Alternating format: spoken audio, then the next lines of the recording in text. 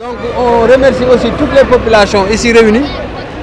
D'abord, je remercie mon deuxième adjoint qui est là, à Baye Assamb, et les conseillers municipaux qui sont là, à ma gauche, à ma droite, Pelgueï, et Biguenguer, qui sont tous là.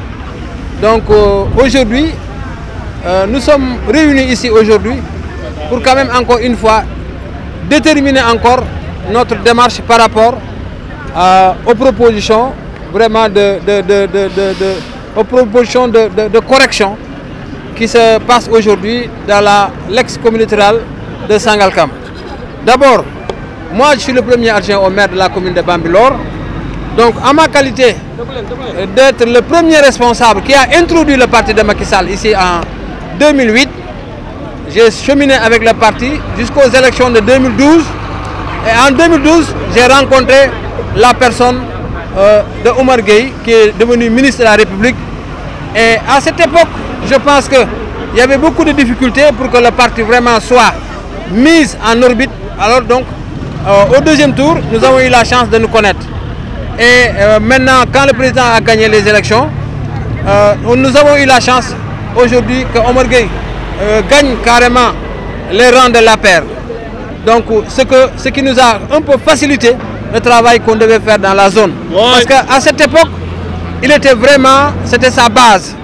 Et c'est ce que le président a compris.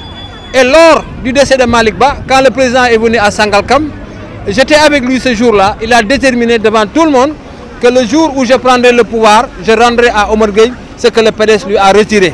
Et je pense que c'est cette justice-là aujourd'hui qu'on est en train de matérialiser. Donc moi, personnellement, en tant que le premier responsable de l'APR, je me réjouis par rapport à la décision du président de la République. D'abord, vraiment, respecter ces thèmes de campagne aujourd'hui qui se matérialisent. Donc je pense qu'aujourd'hui, vraiment, je me réjouis par rapport à cette situation. Donc je pense qu'en 2012, il faudrait comprendre que le ministre Omar Gueye, quand il était au niveau de Sangalkam, je pense que le découpage qu'on avait fait à l'époque, c'était uniquement, c'est la personne de Omar Gueye qui était visée. Et l'actuelle équipe aujourd'hui qui est à Bambilor était ses lieutenants.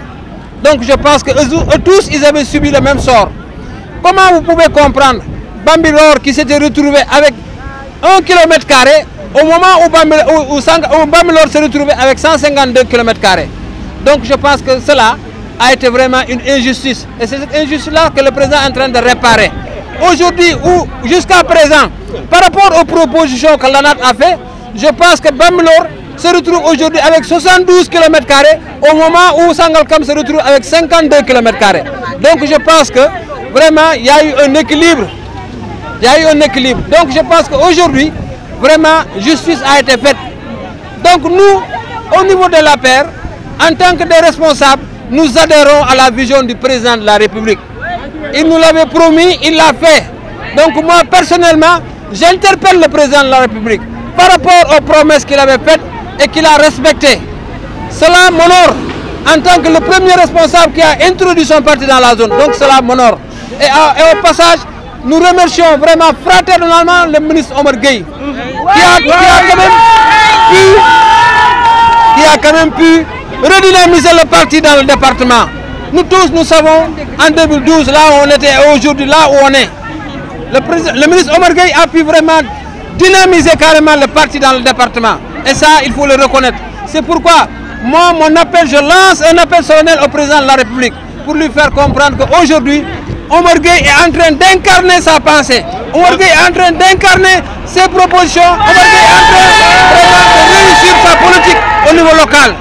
Vous savez, aujourd'hui, on est dans un cadre politique. On est dans un cadre politique où il y a des gens qui sont instrumentalisés des fois, qui se réclament d'un côté et qui disent qu'ils ne veulent pas vraiment que ce découpage ait lieu. Mais ça a été une promesse, je vous dis bien. Avec le nouveau rééquilibrage, Sangalkam se retrouve avec 52 km et Bambilor se retrouve avec 72 km. Donc je pense que quand il s'agit vraiment de parler d'équilibre, il y a de l'équilibre. Donc c'est une vieille doléance qui était là, de l'injustice qu'on est en train de réparer. Et le président l'avait promis, il l'a fait. Mais comment on peut traverser toute la commune de... Comment on peut traverser par exemple toute la commune de Sangalkam en quittant Bambilor et se retrouver Bambilor? C'est pas cohérent. C'est de l'incohérence. C'est pas possible. On ne peut pas aujourd'hui quitter Bambilor, traverser Sangalkam et se retrouver Bambilor. Avec Sangalkam qui avait 3 villages. Mais malgré les 3 villages de Bambilor, aujourd'hui, les 3 villages de Sangalkam, mais regardez la Sangalkam où ils sont actuellement, malgré les 3 villages. Quand tu passes dans le village de Sangalkam, tu as envie vraiment d'habiter à Sangalkam. Donc je pense que tout cela, nous le devons à un homme, le ministre Omar Gueye. Vous savez, les populations sont libres de demander une communalisation. Mais le président n'a jamais parlé. Le président n'a jamais parlé de communalisation. Le président a parlé d'une correction. Mais il n'a jamais parlé de communalisation. Donc, les habitants sont libres de demander à ce que vraiment leur zone soit communalisée. Ça, vraiment, c'est une liberté. Donc, ils en ont le droit. Mais je vous assure qu'aujourd'hui encore, le président n'a jamais parlé de communalisation. Parce qu'aujourd'hui, si on demande une communalisation, ça va être tout le Sénégal encore qui vont demander une communalisation. Le président n'est pas dans cette dynamique. Et aujourd'hui, je vais finir mes propos en vous faisant comprendre le seul différent aujourd'hui qu'il y a entre Omar Gueye, je pense qu'avec le maire de Bambilor, c'est que le ministre Omar Gueye n'est pas d'accord de la façon vraiment dont on gère la commune de Bambilor. Et il l'a toujours dit, il nous a fait comprendre toujours que, en tant que ministre et que je suis votre mentor, j'aimerais bien qu'aujourd'hui, que la gestion de vos communes soit une gestion vraiment saine. C'est une gestion nobileuse dans la commune de Bambilor. Mais oui, ça on ne peut pas le nier. Vous avez vu ce qui s'est passé à Bambilor. Ce qui s'est passé à Bambilor, vous l'avez vu, pendant le problème de la pandémie. Ce n'est pas un problème dont je veux revenir. Donc aujourd'hui, je pense que nous tous, nous sommes d'accord qu'aujourd'hui, Bambilor, malgré ses ressources, Bambilor vraiment devait avoir des résultats plus probants par rapport aux résultats que nous avons. Ça, quand même, il faut oser le dire. Vous n'êtes pas mêlé à cette gestion en tant que premier adjoint au maire? Non, vous savez, j'ai toujours dit que la gestion de la commune de Bambilor, ça se fait d'une manière solitaire.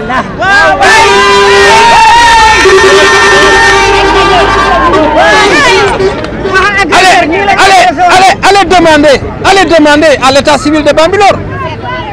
Si vous allez à l'état civil de Bambilor, vous verrez mes marques. Regardez M. Baye Assam, qui est le deuxième adjoint au maire, qui nous a permis de gagner en 2014. Aujourd'hui, qu'est-ce qu'il représente dans la commune de Bambilor? Qu'est-ce qu'il représente? nga xam ne moo ñu fi dajale muy yàlla dogal na dafa am loo xam ne président de la République moo ko signalé nit ñi di ci wax muy affaire commune yi am liggéey bu mu ciy def ñun nag commune yooyu daf ñu laal ñun commune Bambilor foofu lañ bokkoon yàlla dogal na yàgg nañoo jooy pour am suñu commune bopp.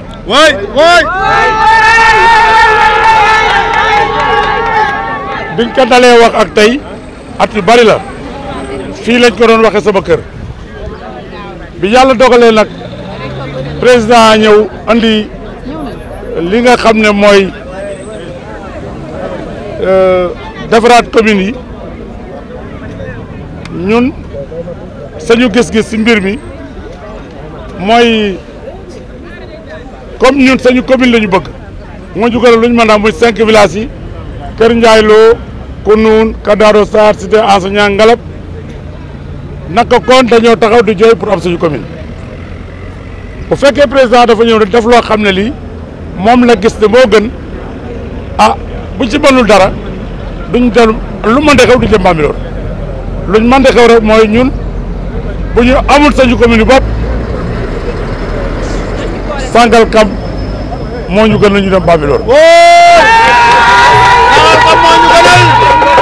Sangalkam moo ñu gënal. Bambilor man maay deuxième adjoint maire bi kii mooy premier adjoint maire conseil yaa ngi toog bu fekkoonte ne dañ fa nekkin boo xam ne bii li tax ñu yóbbu ñu fa population yi fal ñu mën nañ ko service ñu dëkk kon duñu am naqar mais nekk nañ fa ak problème yu bëri mais dañ ko muñ dañ ko muñ xam ne yàgg-yàgg day jeex yàlla dogal na nag liñ naan aaya bu bees wàcc na ah ñun daal bu fekkente ne président mën na yogal sañu commune moo ñu gënal buñ ko mën lee am nag nañu bàyyi Sangalkam ñu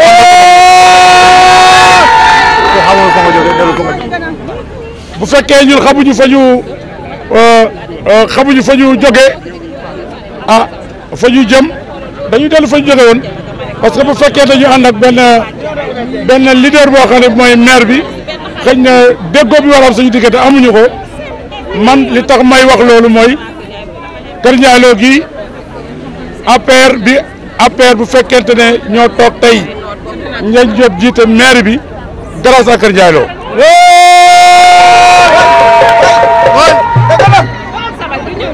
parce que yàlla dafa dogal président ministre Omar Gueye si xam-xamam si politique si gis-gisam si politique ak bëgg gu mu bëgg gox bi mu xoolee situation bi daf ñu oo ñun waa Kër Ndiaye Lo nañu kaay leen ngeen ànd ak man ngeen jàppale ma Omar Gueye moo ñu décoré ñun ñëpp PDS yóbbu ñu si APR.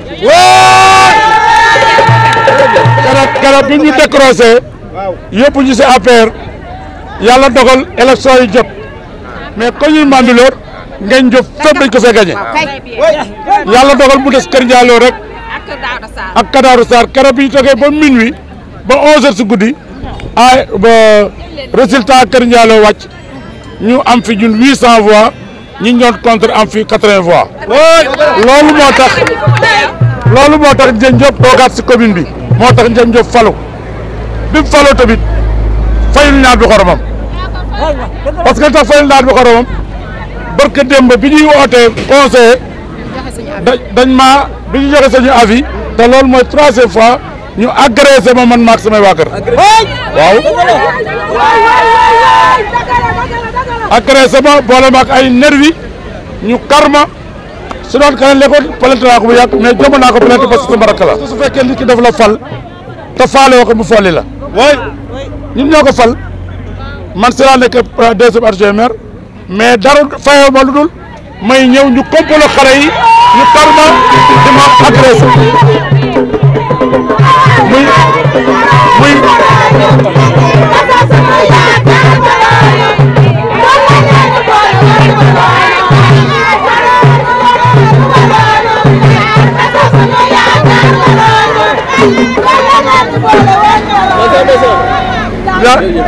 yàlla dogal loolu mooy 2e agression bi ñu ma def bi Macky Sall di ñëw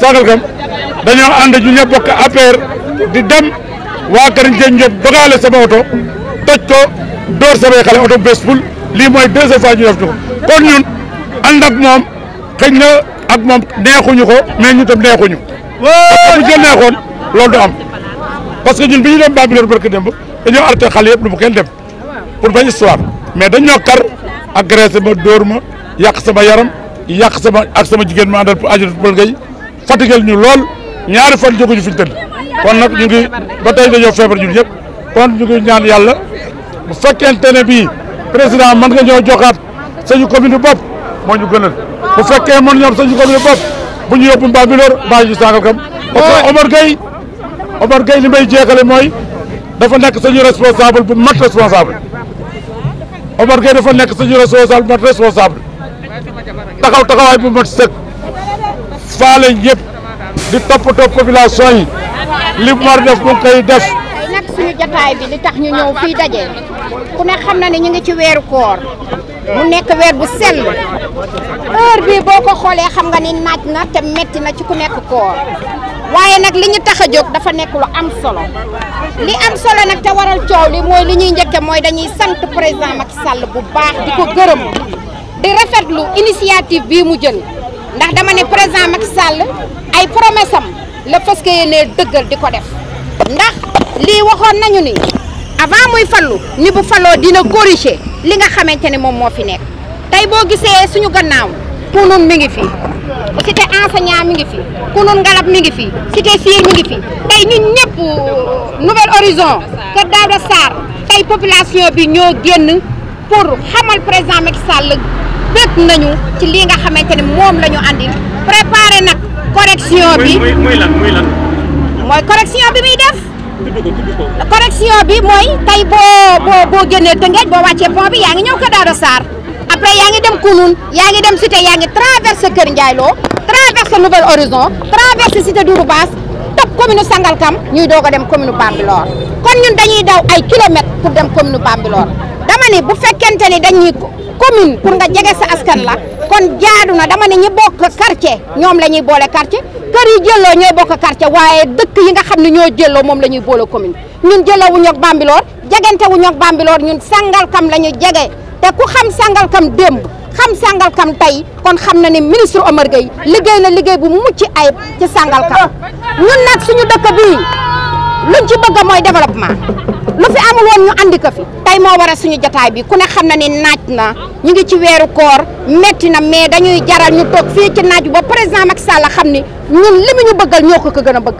gisuñu lu dul dem Sangalkam bu ñu demee Sangalkam maa ko wax fii jël leen seeni bit ngeen noté tey bu ñu demee Sangalkam dama leen di may 1 an ngeen ñëwaat Kër Ndiaye Lo ngeen dugg Kër Daouda Sarr ngeen dugg Cité di ngeen gis changement à 100%.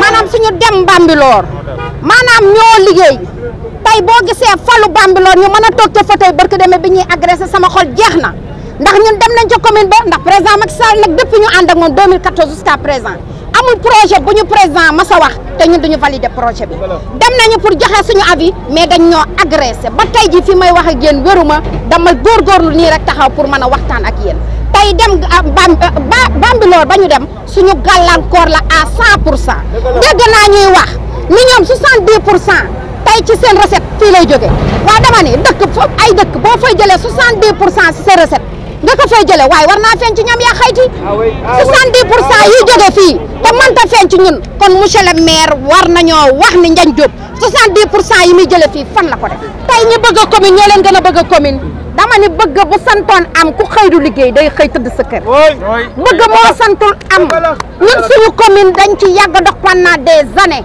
mais dama ne président Macky Sall waxul découpage président nee na day corriger comme day corriger nag dama ni dañuy dem Sangalkam ndax Sangalkam la ñu dëkkal